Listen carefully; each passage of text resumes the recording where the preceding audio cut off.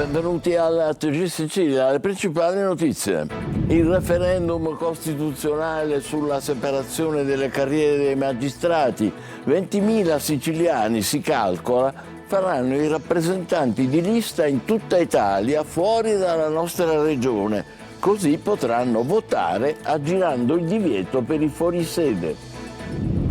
Ultimo giorno di propaganda per il voto di domenica e lunedì. Al nostro TG Di Pietro che è per il sì e Conte che voterà no.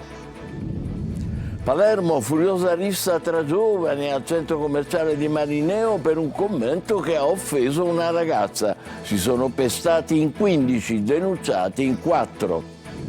Ragusa, sequestrati dalla Guardia di Finanza 30.000 semi di pomodoro contraffatti. Servivano per copiare prodotti di alto valore gastronomico senza le necessarie autorizzazioni. 4 denunce. Ancona, capitale della cultura, ma Catania non demorde. Il sindaco trentino: non è una bocciatura, il nostro percorso va avanti. Il musical Rivelazione, la città delle Amazzoni, approda al Metropolitan di Catania. Un viaggio nel mondo delle leggendarie donne guerriere in lotta con il popolo del mare, di scena domani e domenica. Calcio, per il Palermo è di nuovo vigilia di campionato. Domani i rosanero faranno visita al Padova. Gli uomini di Inzaghi sperano ancora nella promozione diretta, ma devono tornare a vincere. A Catania c'è attesa e curiosità per il debutto sulla panchina rossazzurra di William Viali. Lunedì al Massimino arriverà il Casarano. Il nuovo allenatore degli etnei lavora a soluzioni tattiche alternative.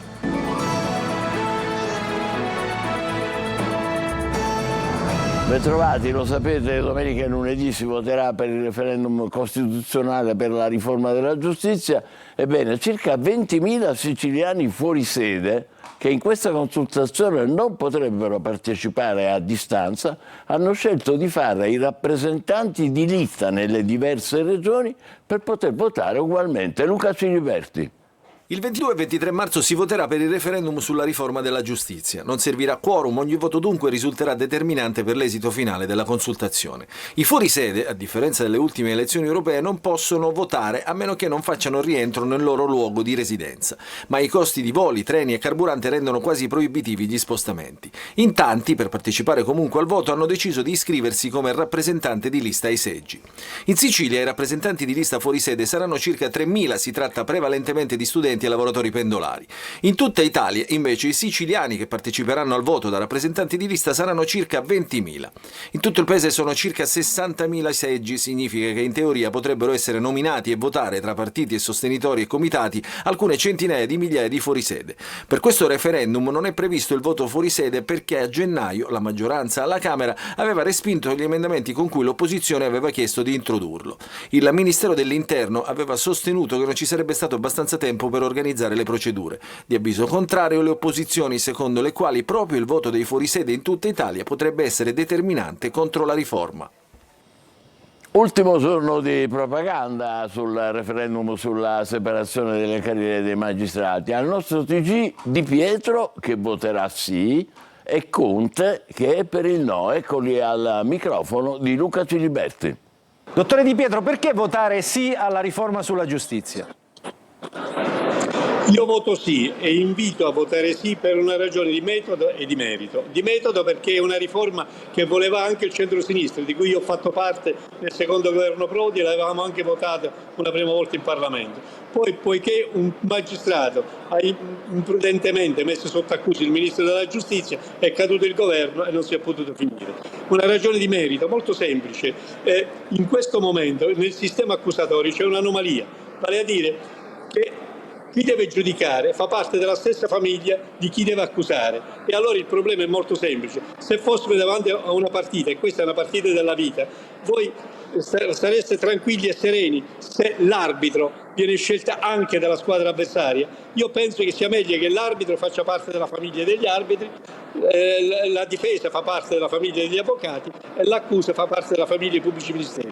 Per questo c'è la separazione delle carriere, per questo ci sono due consigli superiori, cioè due organismi che si occupano, l'uno di chi accusa, l'altro di chi giudica e poi anche quello degli avvocati di chi difende. Il pubblico ministero poteva fare ieri, oggi e potrà fare domani le stesse cose che abbiamo fatto ai tempi di Mani Pulite. Presidente Conte, perché votare no al referendum sulla riforma sulla giustizia? Perché questo è un referendum che non serve a migliorare l'efficienza della giustizia, ad accelerare i processi, non c'è un euro in questa direzione. E attenzione, non serve neppure per separare le carriere tra PM e giudici, come loro dicono. Perché se fosse stato questo il vero obiettivo, bastava una norma ordinaria che superava l'attuale legge Cartabia. Lo scopo è un altro, mettere al riparo la politica che è al governo dall'inchiesta della magistratura. Se dovesse entrare in vigore questa riforma, ci auguriamo di no, sa che cosa succederà? Che il pubblico ministero che in questo momento sta indagando sulla Santanchè, il pubblico ministero che indaga su Totò Cuffaro per gli appalti truccati alla sanità siciliana, il pubblico ministero che indaga su Iacolino, che ovviamente sono tutti personaggi fortemente protetti dalla politica, dalla maggioranza, dal governo di turno, sa cosa farà? Dirà: ma a me chi me lo fa fare? Semmai di pregiudicarmi la carriera, una nomina, un trasferimento, un passaggio, un miglioramento per le funzioni, addirittura un procedimento disciplinare perché vada a toccare i potenti. Si dedicheranno soltanto alla gente comune. Marineo, in provincia di Palermo, maxi rissa tra 15 persone al centro commerciale Candy Shop. La violenza scazzottata è nata dal commento di un giovane che ha offeso una ragazza. Marco Gullà.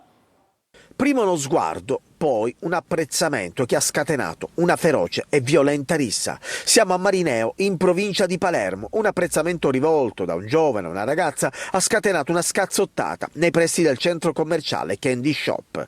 In 15 se le sono date di santa ragione fino a quando non sono arrivati i carabinieri chiamati da clienti e titolari. A innescare la rissa è stata la stessa ragazza che dopo il complimento poco rispettoso rivoltole ha colpito con una borsa il giovane. Dopo che i militari hanno riportato la calma, in 4 tra i 25 e i 45 anni sono stati denunciati per rissa. Uno dei denunciati era inizialmente estraneo alla lite, vi ha preso parte quando si è accorto che lo specchietto della sua auto era stato danneggiato. Pugni, calci, spintoni, il tutto davanti a tanta gente che ha provato anche a riportare la calma. L'intervento dei carabinieri ha permesso di disperdere i presenti, la maggior parte dei quali intervenuti esclusivamente nel tentativo appunto di sedare gli animi e di identificare i principali responsabili della rissa. I coinvolti hanno riportato lievi lesioni ma hanno rifiutato l'assistenza del personale sanitario del 118, fatto convergere sul posto. Nel Ragusano un uomo di origine albanese è morto in un incidente sulla statale 115 in territorio di Acate. L'auto che guidava si è scontrata con un veicolo che viaggiava in direzione opposta e la strada, come vedete, è stata temporaneamente chiusa in entrambe le direzioni per consentire ai vigili del fuoco di estrarre la vittima dalle lamiere dell'auto. Restiamo in provincia di Ragusa per un maxi sequestro di semi di pomodoro di alto valore agronomico, però contraffatti. Scoperta una filiera illegale tra Vittoria e Gela. Veronica Barbarino. Sequestrati oltre 30.000 semi di pomodoro di alto valore agronomico nel Ragusano. L'operazione, coordinata dalla Procura di Ragusa e condotta dalla Guardia di Finanza insieme all'Ispettorato contro le frodi alimentari di Vittoria, ha portato ad una vera e propria filiera della contraffazione. Secondo quanto ricostruito dagli investigatori, tutto è partito dalla scoperta in un'azienda agricola di Vittoria, dopo attente analisi di laboratorio, di piantine di pomodoro nate da semi contraffatti. frutti. Queste piantine sarebbero poi state rivendute a un'altra azienda della zona. A partire da lì, gli inquirenti sono risaliti al percorso dei semi. Questi sarebbero stati acquistati già contraffatti e simili agli originali da una ditta sementiera di Gela. A conclusione delle indagini, i titolari delle aziende coinvolte a vario titolo sono stati denunciati per fabbricazione e commercio di beni realizzati senza diritti di proprietà industriale. A intervenire sulla vicenda anche il ministro Francesco Lollobrigida, che elogiando l'operato dei militari ha ribadito l'importanza dei controlli per tutelare qualità, legalità e made in Italy e sottolineato come la contraffazione danneggi agricoltori onesti, mercato e innovazione. A Palermo la Guardia di Finanza ha sequestrato lo stabile che ospitava l'ex centro meccanografico del Banco di Sicilia. Costruito negli anni 70, l'immobile deve essere liberato dall'amianto, ma i lavori di smaltimento comportano rischi per la salute degli abitanti dell'area. Manlio Viola. Lavori di demolizione e ristrutturazione in pieno centro residenziale della città di Palermo, senza smaltire l'amianto a norma di legge e lavorando senza le dovute precauzioni necessarie per evitare le polveri sottili. La Guardia di Finanza ha posto sotto sequestro un intero stabile nel centro residenziale della città e il relativo cantiere di ristrutturazione. Si tratta dell'ex centro meccanografico del Banco di Sicilia, che era passato ad Unicredit insieme all'acquisizione degli sportelli bancari. Lo stabile, ormai dismesso, era stato ceduto ad una società che aveva avviato operazioni di ristrutturazione. L'edificio, realizzato negli anni 70, è saturo di amianto, ma le opere di ristrutturazione non ne stavano tenendo conto e le lavorazioni di smaltimento stavano avvenendo, secondo l'accusa, incuranti del rischio. L'ispezione della Guardia di Finanza è partita dalla segnalazione di alcuni abitanti della zona e in particolare delle via Adria e via Merenda che sorgono intorno allo stabile in questione. I residenti sono infatti preoccupati dei rischi ambientali e per la salute. L'ispezione avrebbe confermato i sospetti proprio degli abitanti e per questo è scattato il sequestro dell'intero immobile. La magistratura ha disposto una campionatura dell'area per verificare i livelli di polveri sottili da amianto. La denuncia è scattata per il proprietario dell'immobile, per il direttore dei lavori e per il legale rappresentante dell'impresa, mentre il GIP ha convalidato il sequestro. Ancora capitale della cultura? Catania non demorde. Il sindaco trentino dice non è una bocciatura, il nostro percorso va avanti. Tonino De Mana. Auguri ad Ancona, ma Catania non demorde e soprattutto non ha subito una bocciatura. Lo ha detto a caldo il sindaco trentino e lo ha ribadito l'arcivescovo Renna dopo l'aggiudicazione della città marchigiana a capitale della cultura al posto dell'uscente Agrigento. Il dossier Catania Continua va rispettato ed onorato. In poche parole, il percorso non si ferma visto che la candidatura di Catania non era un punto di arrivo ma un metodo, una visione strategica per la città che comunque intende portare avanti. Ma in ogni caso vogliamo andare avanti perché cosa significa cultura? Significa anche compartecipazione, significa vivere in un contesto diverso dal passato. Allora i messaggi devono essere due. Uno, per quanto riguarda il risultato di Roma, smettiamola di piangere come si faceva in passato, immaginando scenari chissà di qual genere, dicendo che la colpa è di Agrigento, il fatto che Gibellina avesse avuto già un riconoscimento come capitale dell'arte contemporanea avrà penalizzato. Non ci interessa, buon lavoro ad Ancona, i migliori auguri, siamo certi che faranno bene, ma non dobbiamo più continuare a lamentarci come abbiamo sempre fatto, ma dobbiamo reagire. Questa è l'impostazione che noi cittadini catanesi dobbiamo dare per ogni azione del nostro operato. Ancona riceverà dal Ministero un contributo di 1 milione di euro per attuare il suo programma, ma 1 milione di euro derivante dalla tassa di soggiorno Catania lo destinerà comunque al suo piano cultura. Piano, abbiamo detto, l'avremmo realizzato in ogni caso. Il 1 milione di euro che noi abbiamo destinato a capitale della cultura dalla tassa di soggiorno continueremo a destinarlo per la realizzazione di questo piano che adesso moduleremo e presenteremo a maggio, perché abbiamo bisogno di dare stimoli nuovi, soprattutto ai nostri ragazzi. Restiamo a Catania, la città dell'inclusione. Spazi, linguaggi e comunità del futuro. 2 giorni alle ciminiere con gli studenti protagonisti. Uno degli appuntamenti più attesi è stato lo Speed Date con il rapido appuntamento con il sindaco trentino, un format innovativo dove è stato possibile fare domande dirette e instaurare un dibattito di cittadinanza attiva. Numerose le domande, altrettante le risposte selezionate da un'apposita piattaforma digitale, e c'è stato anche un simpatico siparietto in apertura con lo stesso Trentino che ha ironizzato con i ragazzi sulle recenti allerte meteo. Ancora a Catania il musical Rivelazione, la città delle Amazzoni approda alla Metropolitan, un viaggio nel mondo delle leggendarie donne guerriere in lotta con il popolo del mare, in scena domani e domenica. Giusy Lazzara.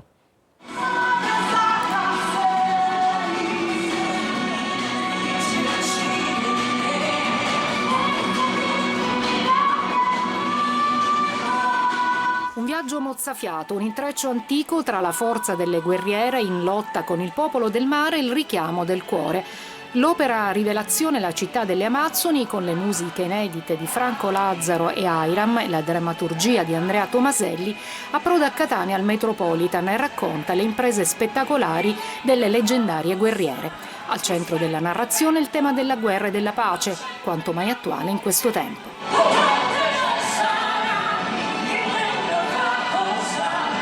Le coreografie di Erika Spagnolo in una Grecia antica immaginifica, il fiero popolo delle Amazzoni, guidato dalla regina Tandra, interpretata da Laura Sfilio, è scosso dall'incontro con il popolo del mare e il suo comandante Laiol, con Alessandro Incognito che firma anche la regia.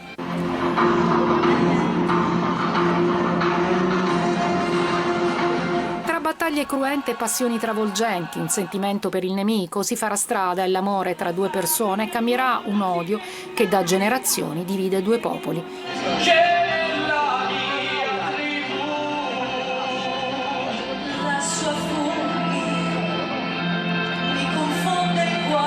In scena domani e domenica al Teatro Metropolitan di Catania. Oggi è la giornata della felicità, è quella che ha deciso l'ONU, ma per migliorare le condizioni di vita dei popoli più svantaggiati, noi ci siamo chiesti dalle nostre parti come va con i tempi che corrono. Sentiamo un po' di gente con Francesco Aloi. La felicità è per me autorealizzazione. Lo diceva pure Charlie Chaplin, un giorno senza sorriso è un giorno perso.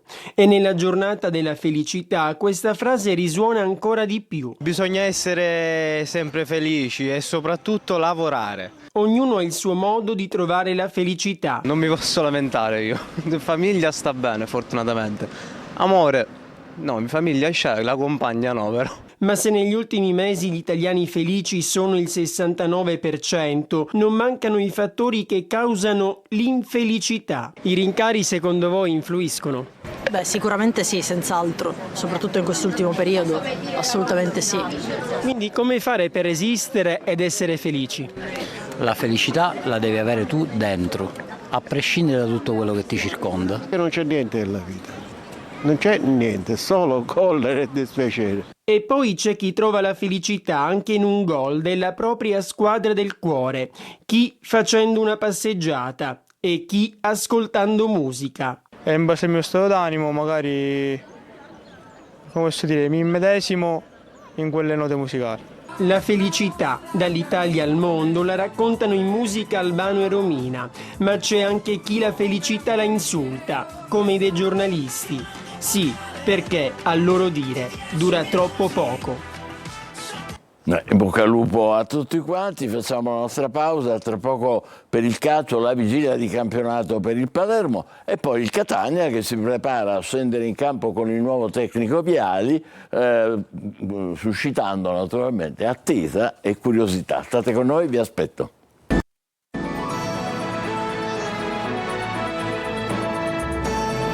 Calcio, vigilia di campionato per il Palermo che domani farà visita al Padova, rosanero che sperano ancora nella promozione diretta, ma devono tornare a vincere. Marco Gullà.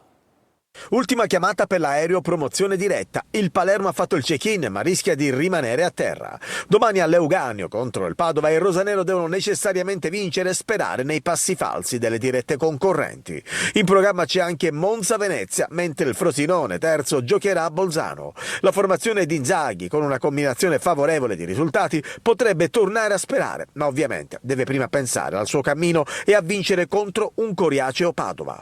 Inzaghi ritrova Ranocchia, la sua assenza contro la Juve Stabia si è sentita e come. Il Palermo è apparso senza idee e con una costruzione macchinosa del gioco. Occorre quindi una sterzata che dovrà arrivare già domani a Leuganeo. Inzaghi valuta anche lo stato di forma e i tempi di recupero dei singoli. Quella di Padova sarà la sesta partita in 20 giorni, un tour de force prima della sosta che inevitabilmente pesa sulle gambe e sulla testa dei giocatori. Il principale dubbio riguarda la tre quarti. L'Eduaron, tenuto inizialmente in panchina contro la Juve Stabia, potrebbe tornare titolare, ma Inzaghi potrebbe anche scegliere di dare continuità a Jonsen. In difesa, invece, dovrebbe tornare Peda titolare. Domani fischio d'inizio alle ore 15. C'è attesa ma anche curiosità per il primo Catania di William Viali, che lunedì sera ospiterà al Massimino il Casarano. Il nuovo allenatore sta provando diverse soluzioni per conoscere gli uomini e le caratteristiche della squadra. Francesco Triolo. Un secondo posto da difendere, un obiettivo alla Serie B dichiarato con ancora più forza. Il primo Catania versione Viali si vedrà già da lunedì sera contro il Casarano, formazione che arriva al Massimino dopo aver battuto il Cosenza, ovvero quella che era la terza forza del campionato. C'è attesa per capire come il nuovo allenatore inciderà in quello che è l'atteggiamento della squadra, del gruppo, prima ancora che sotto il profilo tattico. Contro il Casarano mancheranno ancora gli attaccanti centrali Forte e Rolfini che non hanno recuperato dagli infortuni. Viali dai primi allenamenti sta cercando di capire le condizioni di Ciccerelli, che sta recuperando dall'infortunio e potrebbe anche essere convocato. Poi è un altro aspetto se verrà utilizzato, però è una decisione che potrà avvenire solo alla vigilia della partita.